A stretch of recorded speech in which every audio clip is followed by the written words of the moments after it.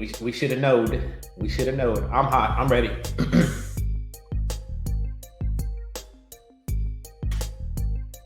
Yeah.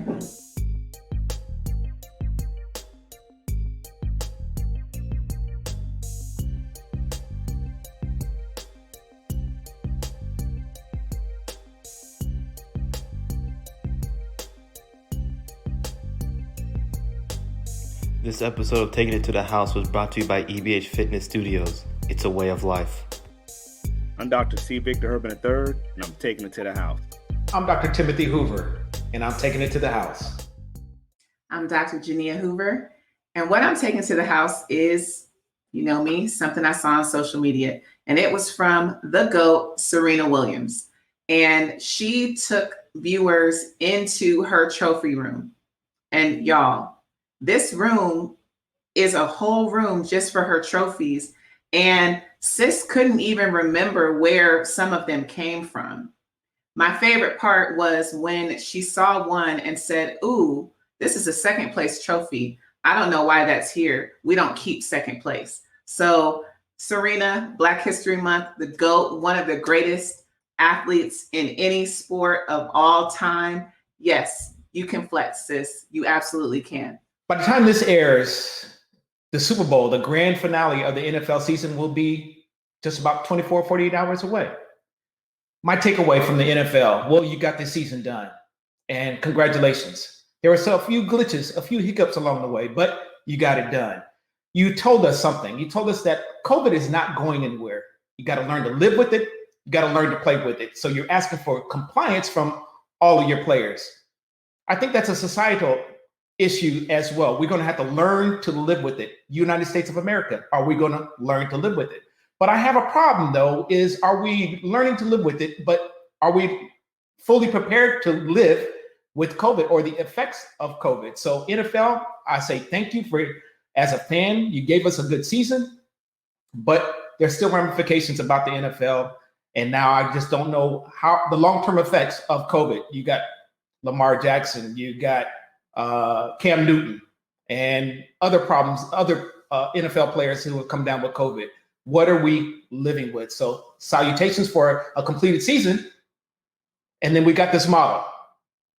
NBA, Major League Baseball, soccer, you have this model in place. COVID is going to be here. You got to learn code compliance, players. You got to learn that you're going to be traveling from airport to airport. And you're still going to have to minimize and social distance and keep your keep your bubbles tight. So congratulations again, NFL, Major League Baseball. What are you going to do? Soccer, what are you going to do? And then we got NBA. Season's not even halfway done yet. I kudos along with you. NFL, thanks for the Super Bowl. Despite COVID, yes, I still look at ways that we could have done it better. At least the NFL could have done it better, but we are here. We sludged through the season and it's here. Along with Uncle Tim, long-term impacts are still yet to be known. And I trust that all the players that made it through the season, there's no long-term impacts that'll have lingering effects on their career moving forward. We've heard about cardiomyopathy and some other types of medical conditions that can arise as a result of COVID, but not going to rain on that parade. I'm ready to see a Super Bowl. I'm excited. However, there is a leadership failure that the NFL has exposed, and it grew even more over the last 3 weeks. We do have 3 Black assistant coaches participating in the critical parts of this game on Sunday. And guess what? They will not have a head coaching position next season. We're talking about Eric Bieniemy, who's the offensive coordinator for the Kansas City Chiefs, the defending champs Kansas City Chiefs. Mm-hmm. Then you have Byron Leftwich, the quarterback coach / offensive coordinator for the Tampa Bay Buccaneers. Yes, Tom Brady's right-hand man. And then you have Todd Bowles, the defensive coordinator, who had Aaron Rodgers seeing ghosts 2 weeks ago. Yet none of them have been offered an opportunity for those 7 head coaching positions that were open last year. And yet all 3 of them are participating in the pinnacle of the NFL season. And one of those coaches done it 2 years in a row. We have an issue, NFL. So I expect some great leadership decisions this offseason. If not, I'll be the first to call on the players. Could be a Deshaun Watson. Who's going to be the Colin Kaepernick? Who are going to be those players that lead change if the NFL owners and the NFL leadership cannot look at the severity of this issue? Enough is enough. Absolutely.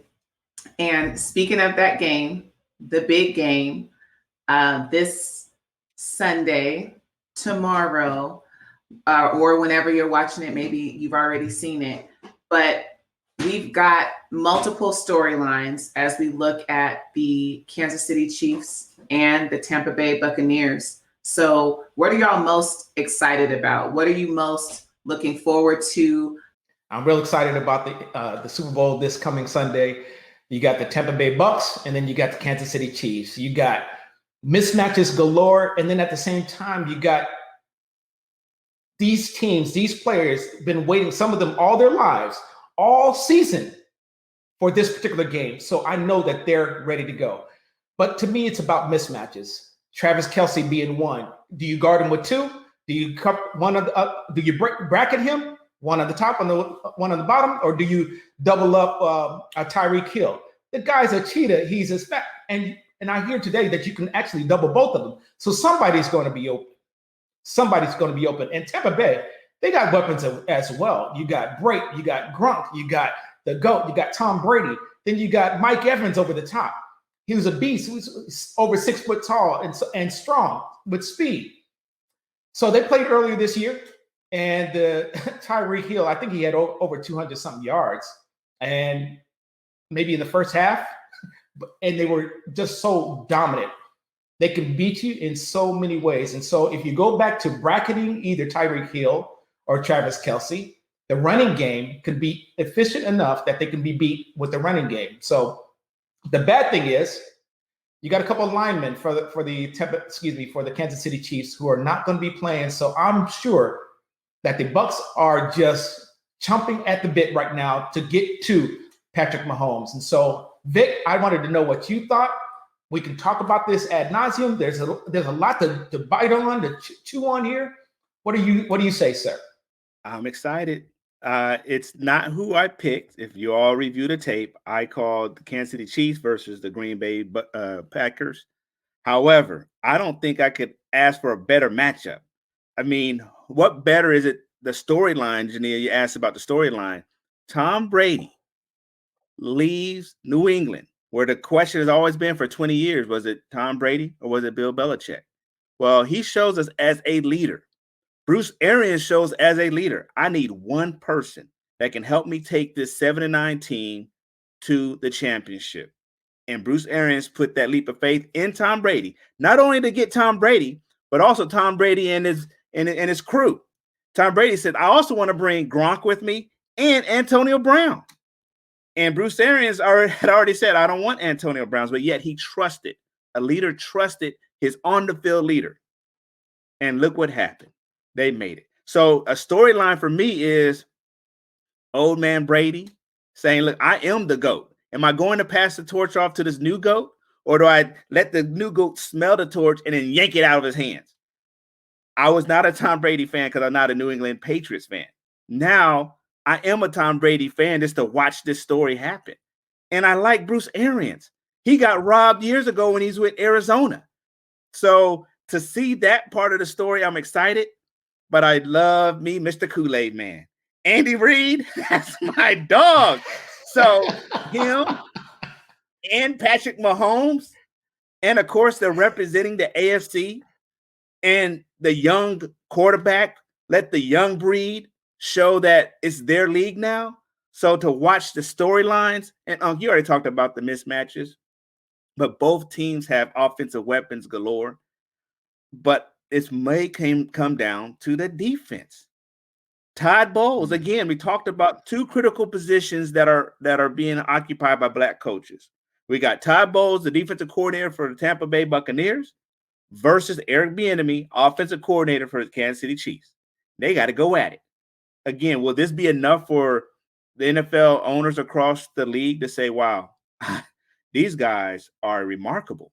So I'm looking at the game behind the game, and that is a story I like to watch, how Todd Bowles versus Eric Bieniemy, how Byron Leftwich versus the coordinator for Kansas City Chiefs. So that's at least one aspect of a story I'm excited to watch.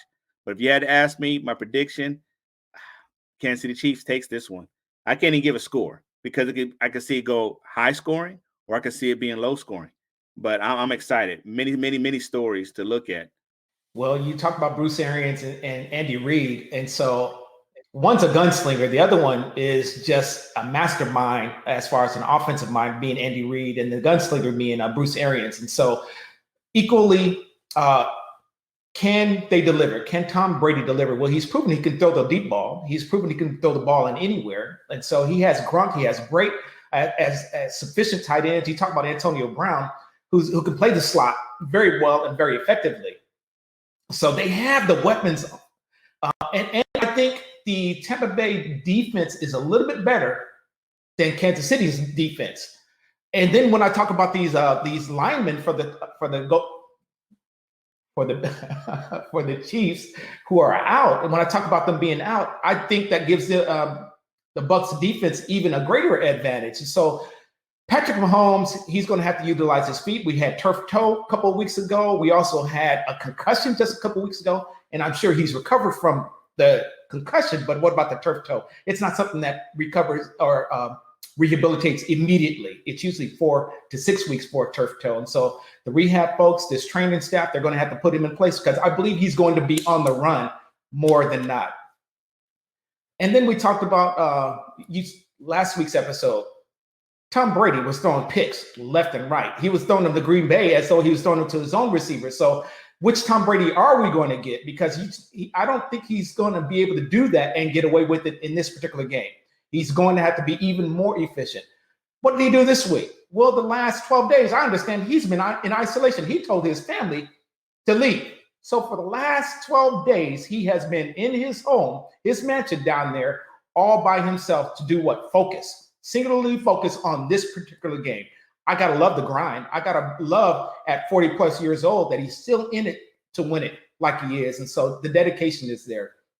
But I'm like you. If I had to choose one of the two, I'm going to choose Kansas City because of the efficiency of Andy Reid, the efficiency of their team. They can be explosive. They can get the chunk yards if they need to be.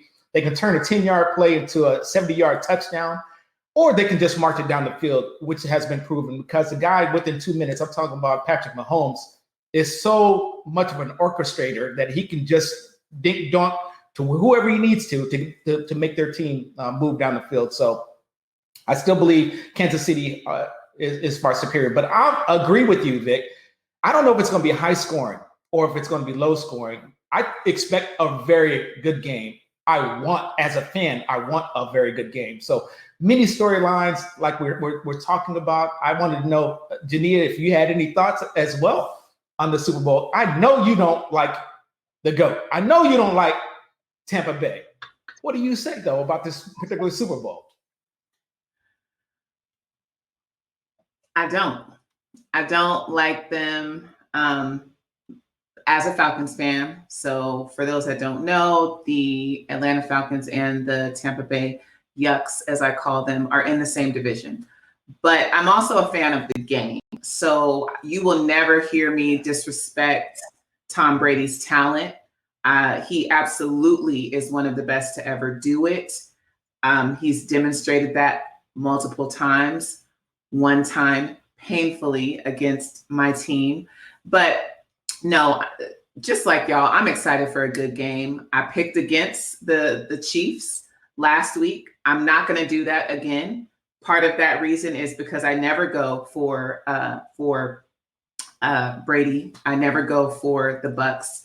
I am excited about the 3 Black coaches getting some shine, getting some recognition. Victor, like you mentioned, it's shameful to me that they didn't get more looks for head coaching positions. You would think that making it to this level would make them even more attractive to others. But I'm here for that storyline. I want them to do well. I think that I do trust Tampa Bay's defense a little bit more than the Chiefs.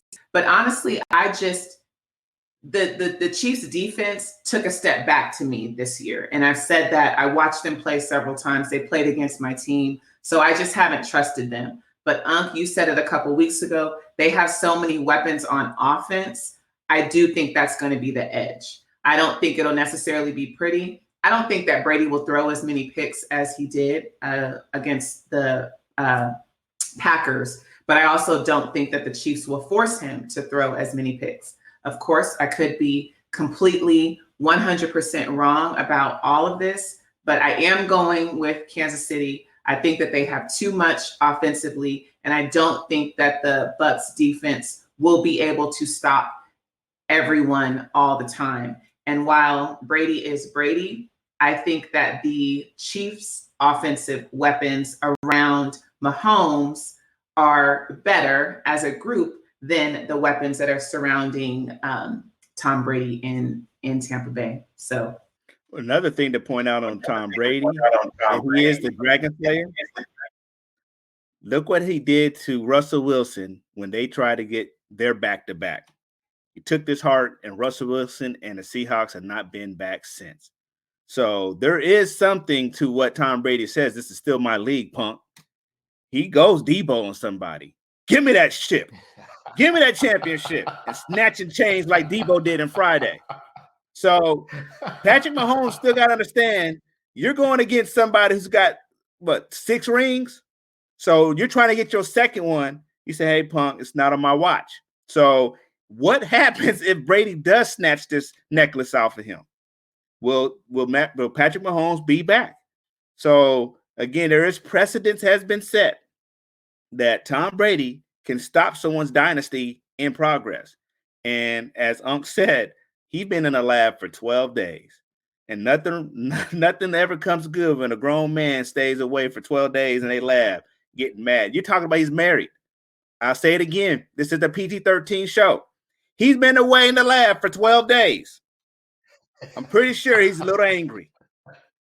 So Patrick Mahomes just got married this offseason. I don't think he's been in the lab for 12 days like that. I'll just leave it there. Let the adults who are watching this show, let their minds wander a little bit. A 40-plus-year-old man away from his wife and his kids for 12 days, and he's at home? Yeah, bet. He's going to come out with some ferocity unknown to man. So that's another story I'm interested in watching unfold. I want to talk about the what you guys, one of the backstories about Eric Bieniemy.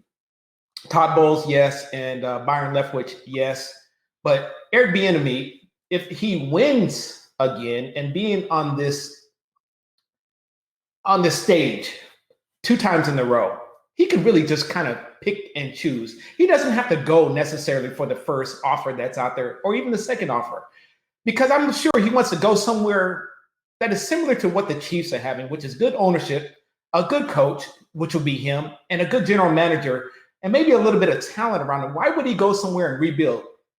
Talking about the Jets. Why would he want to go to the Jets? Why would he want to go to Carolina? Why would he want to go to the Houston or the Lions? Why would he want to go to any of these? And that's probably what's going to happen. But I believe unless you have a better position than what you're in, don't do it, Eric. Just stay right where you're at. So we're looking at it from, yeah, we want a black hired. We want you hired. We want you to be interviewed. I get that, but we also want you to be in a place where you have a better opportunity for success. And so that's my take on Eric Bieniemy. That's true. And he can definitely be picky. Victor, one thing I'll say about your commentary, you're absolutely right as far as what Tom Brady and the Patriots did to the Seahawks. One thing that's different is he's older. And another thing that our uncle always says is that Father Time is undefeated. So it will be, I'm expecting it to be a good game. And, he might be there mentally, but we have seen, instances where it's like, okay, he's definitely not at his peak performance. So is this going to be a situation where that mental edge and the fact that he's been there so many times, I believe this is his 10th one, is that going to be enough? Or is the fact that he is older, that he is 43, and he can't do the types of things that he could do before. Is that going to be what allows the Chiefs to take that edge?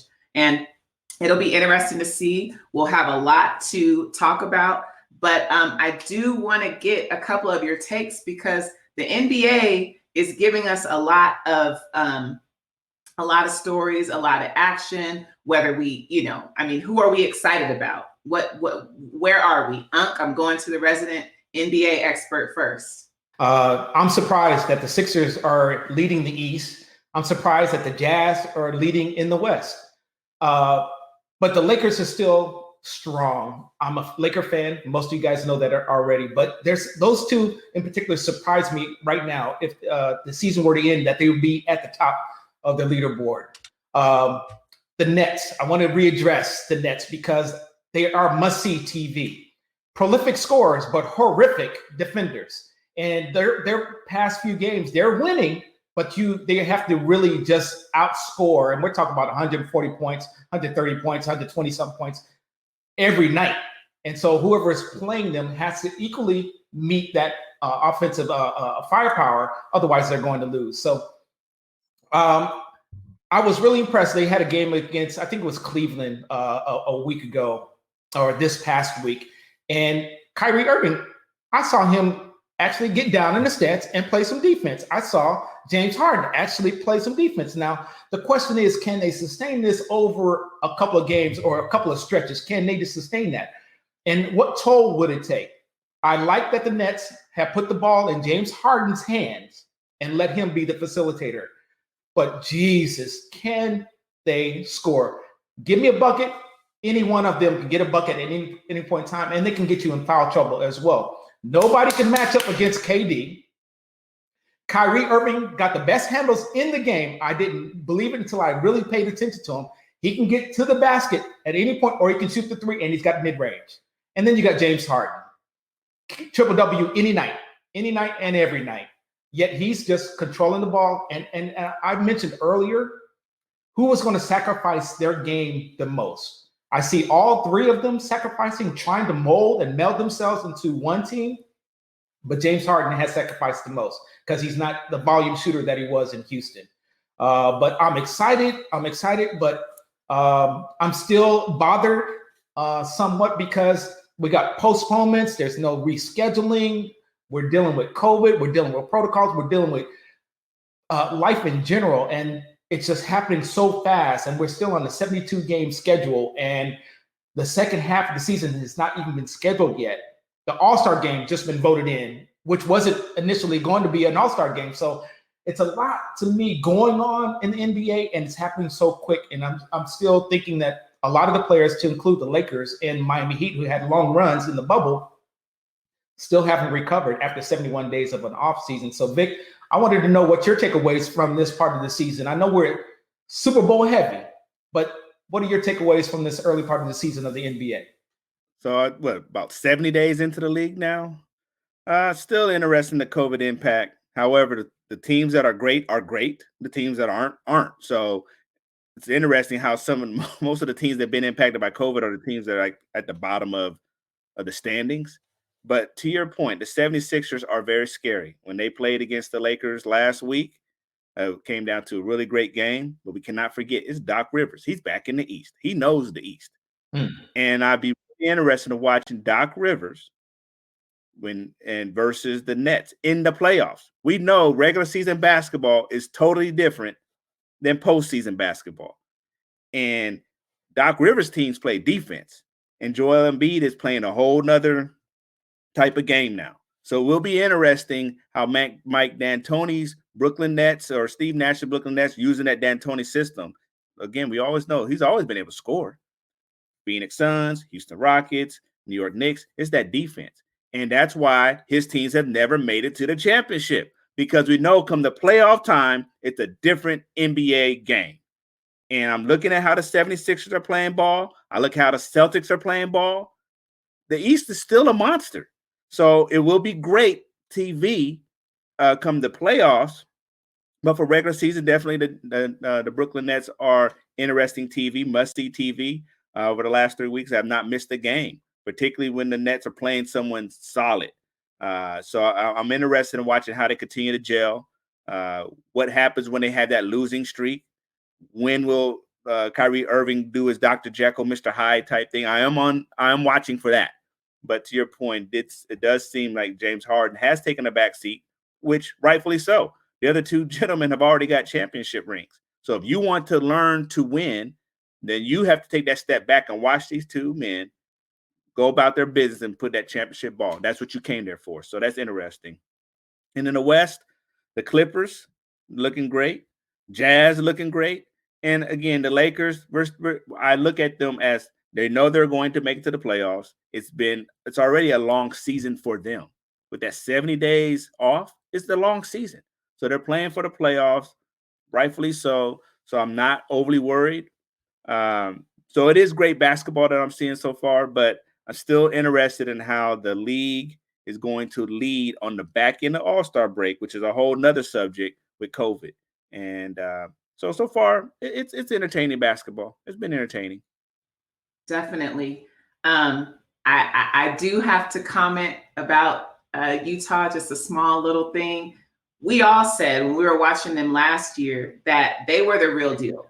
Watching Donovan Mitchell, watching them play. So I'm not surprised that they're leading the West right now. Honestly, I saw what they did in the playoffs last year. So to see them at the top right now, they're frustrated for how things ended for them. But Victor, you just said it. Regular season ball is completely different from playoff ball. So is this intensity and this fire that they're playing with that has them at the top right now? That doesn't matter. This is seeding. This is the first half of the season. I want to see what they can and will do at that next level. So, they're doing fine. They're playing well right now. But what will impress me is what y'all do at the end. It's not how you start, it's how you finish. And this is our finish. So thank you so very much for watching. Feel free to engage with us on social media. You can see our handles. We look forward to hearing from you. I just want you all to Super Bowl safe. Hospitalizations because of COVID is down 10% nationwide. Super Bowl safe. Please, please, please. That's my final take. We'll see you next week. My final take is to my son, my namesake, C. Victor Herbin IV. He is a senior at Colgan High School. And today, as we're filming this show, he just informed me that he made it to regionals. Now, he had a district track meet today. He qualified number 1 in high jump. Tomorrow's going to be the racing events, the 4x1, 4x2, but he made it to regionals in the high jump. He finished first place. So as a father, extremely happy. As a father in COVID with a student athlete, I feel bummed out because I'm robbed yet from another opportunity to watch him as he finishes his high school career in sports. So kudos to my son. I love you. Great job. Look forward to seeing what more to come, particularly as you're receiving these college applications and acceptance letters. But again, sorry, Daddy couldn't be there. Not because he didn't want to be there. It's because we're dealing with a pandemic. But congratulations to you and the rest of his teammates that were able to qualify today for districts, for regionals. And so I look forward to greater news to come. But until then, I'll talk to everybody next week and enjoy Super Bowl weekend.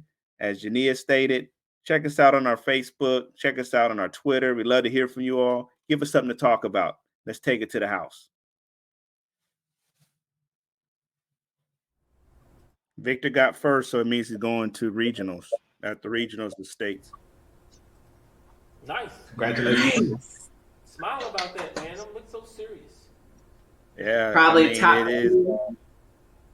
Yeah. Top 2 in the region. He graduates in 3 months. So all these accomplishments start making me go back in my daddy mode and thinking, dang, my boy about to leave first. And then it's COVID. Couldn't go there and watch. Couldn't see it. So did they stream it? Did they live stream it? Did they stream it? No. Really? Track gets no love. No, it doesn't. That's crazy. You would think for a region they would. Yeah. That's crazy. Well, I'm interested in is all right. My bad. So that was good, sis. I wasn't prepared for that one because my burn is off Uncle Tim's. So if you can defer to him. So my bad. Okay. Okay. I'm really excited about this game coming up. One, it's the final. It's a Super Bowl. You got Kansas City, and then you got Tampa Bay. So it's like the two teams, the cream has risen to the top, and they're ready. And I'm sure Tom Brady being the GOAT and Patrick Mahomes being the star that he is, got their players in play. You got Andy Reid, and then you got whatever the coach is for Tampa Bay. They're ready to go.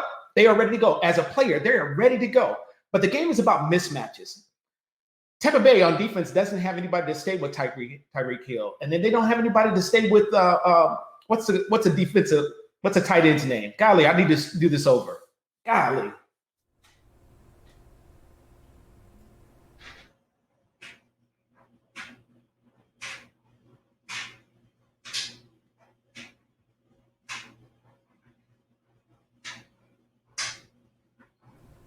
Why does it sound like somebody got a washing machine going on?